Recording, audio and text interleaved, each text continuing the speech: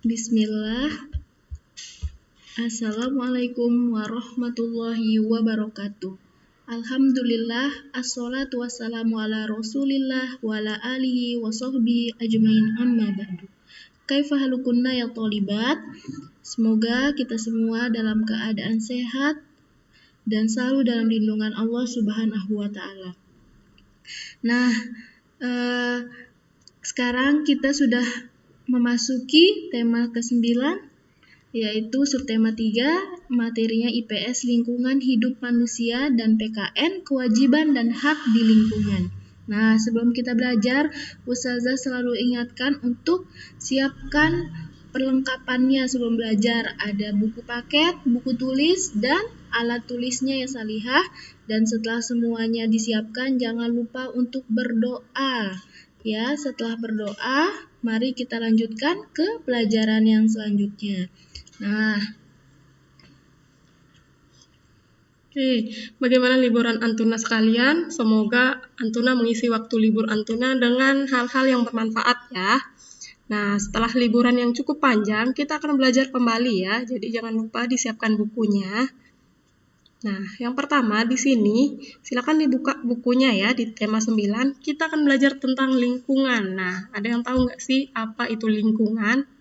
Nah, lingkungan adalah segala sesuatu yang ada di sekitar manusia dan mempengaruhi kehidupan manusia. Nah, jadi itu ya. Nah, kira-kira nih, ada yang sudah baca nggak bukunya? Selama liburan, apa sih manfaatnya lingkungan bagi kehidupan kita? Kira-kira ada yang tahu nggak?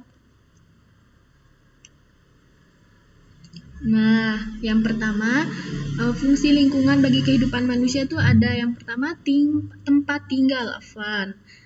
Nah, yang kedua, tempat mencari makan. Nah, jadi untuk memenuhi kebutuhan kita, itu manfaat lingkungan. Nah, yang ketiga, tempat bekerja. Nah, jadi lingkungan kita bisa kita gunakan untuk bekerja, Salihah ya. Ada lingkungan sekolah, tempat para guru atau para ustadz dan ustazah untuk bekerja. Nah, selanjutnya yang keempat, tempat melakukan segala aktivitas. Jadi semuanya kalian lakukan di lingkungan kalian ya. Nah, itu dia manfaat lingkungan dan juga pengertiannya. Nah, jadi ternyata lingkungan itu dibedakan menjadi 2. Ada yang tahu nggak kira-kira apa saja dia? Yang pertama ada lingkungan biotik. Nah, lingkungan biotik ini adalah lingkungan yang terdiri dari makhluk hidup, contohnya manusia, tumbuhan, dan hewan. Jadi yang bernyawa seperti itu ya. Nah, yang kedua kebalikannya yaitu abiotik. Nah, ini terdiri dari makhluk yang tak hidup. Nah, seperti tanah, air, udara, dan lain-lainnya. Jadi itu maksudnya ya. Ada 2, lingkungan abiotik dan lingkungan biotik. Lingkungan yang hidup dan juga yang tak hidup. Nah, seperti itu. Selanjutnya, beberapa kegiatan ekonomi masyarakat yang tergantung kepada sumber daya alamnya. Salihah bisa buka halaman 28, 29 ya. Nah, jadi aktivitas atau kegiatan ekonomi itu sangat tergantung kepada sumber daya alam yang ada di lingkungan kita, Salihah. Jadi misal nih, kayak yang hidup di daerah dataran tinggi, dataran rendah, jadi dia beda kegiatan ekonomi dan juga aktivitas-aktivitasnya ya. Nah, contohnya masyarakat yang hidup di daerah pantai atau laut. Nah, kebanyakan dari mereka itu hasil kegiatan ekonominya itu yang seputar lautan dan pantai. Contohnya memanfaatkan pantai sebagai tempat wisata atau hasil-hasil lautnya seperti itu ya.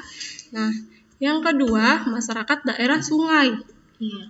Nah, biasanya kalau di sungai ini dimanfaatkan untuk selain juga bisa objek wisata, dia juga bisa jadi sarana transportasi ya.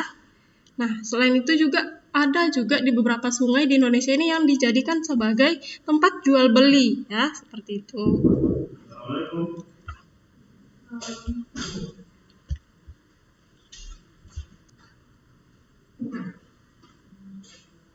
Nah, itu dia untuk daerah sungai ya. Nah, yang selanjutnya daerah dataran rendah.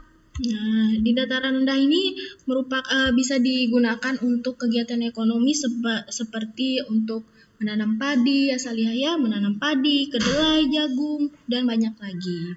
Nah, itu dia untuk daerah dataran rendah ya. Jadi hasil pertaniannya itu yang dimanfaatkan kebanyakan ya. Nah, selanjutnya daerah dataran tinggi. Nah, biasanya ini pemandangannya indah ya. Ya, udaranya segar. Nah, biasanya dimanfaatkan juga sebagai tempat wisata ya. Biasanya dataran tinggi. Selain itu juga dia hasil pertaniannya berupa buah-buahan. Biasanya banyak ya di dataran tinggi. Nah, itu dia ya. Jadi sumber daya alam di Indonesia ini tersebar ya dari timur sampai barat, dari selatan sampai utara. Jadi sangat kaya. Nah, dari kekayaan itu kita harus bisa memanfaatkannya dengan sebaik-baiknya ya, menggunakannya sebaik-baiknya. Jadi di sini kita akan lanjut ke materi kedua, yaitu tentang hak dan kewajiban. Jadi ada yang namanya hak dan ada yang namanya kewajiban. Nah, kewajiban adalah sesuatu yang harus kita kerjakan. Contohnya tadi, misal nih di lingkungan kita ada sumber daya alam yang sangat bagus. Nah, tugas kita untuk menjaga dan melestarikan sumber daya alam yang ada itu ya. Nah, selanjutnya kalau hak adalah sesuatu yang layak kita dapatkan setelah melaksanakan kewajiban. Nah, misal nih, kalian udah rawat lingkungan kalian punya hak untuk mendapatkan udara yang bersih, dan lain sebagainya ya. Itu dia bedanya hak dan kewajiban. Nah, jadi ternyata di lingkungan kita, di buka bukunya halaman 31 ya, ada hak dan kewajiban kita. Yang pertama, kalian punya kewajiban untuk membuang sampah pada tempatnya. Nah, hak kita itu untuk mendapatkan udara yang bersih. Nah, seperti itu ya. Dan juga kewajiban kalian itu menerapkan perilaku hemat energi ya. Jadi kita sudah pelajari tentang energi. Nah, kalian harus manfaatkan dengan seperlunya saja. Jangan sampai buang-buang ya. Nah, ini dia hak kalian, jadi energinya terpenuhi. Selain itu, ada juga hak dan kewajiban di lingkungan sungai. Misal nih, kalau kalian tinggal di sekitar sungai, jadi ada hak dan juga kewajiban kalian. Nah, kewajiban kalian tentu yang paling utama, kalian harus jaga kebersihannya ya. Oke. Dan masih banyak lagi, silakan dibaca di bukunya ya. Hak kalian untuk menggunakan air sesuai keperluan, memanfaatkannya. Jadi di sungai itu kalian manfaatkan ya. Selanjutnya ada kewajiban dan hak dalam menggunakan sumber energi. Nah, ini ya. Jadi kalian punya kewajiban itu menggunakan energi seperlunya. Misalnya kalau lampu di kamar kalian tidak butuhkan, matikan dia, atau air, atau enggak kipas angin. Kalau kalian sudah tidak kepanasan, sudah tidak memerlukannya, kalian wajib untuk mematikannya ya. Nah, hak kalian itu mendapatkan energi sesuai keperluan kalian sehari-hari, seperti itu ya. Nah, contohnya nih kewajiban kalian di rumah selain yang berkaitan dengan lampu, yang berkaitan dengan kipas angin, kira-kira apa sih kewajiban kalian untuk menghemat energi atau sumber energi yang ada? Kira-kira apa? Ayo dipikirkan. Ada yang tahu nggak?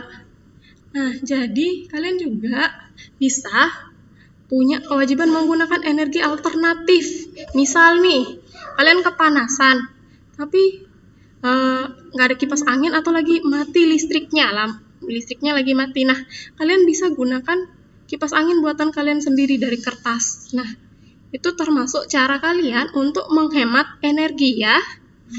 Oke, selanjutnya kewajiban dan hak terhadap kelestarian sumber daya alam.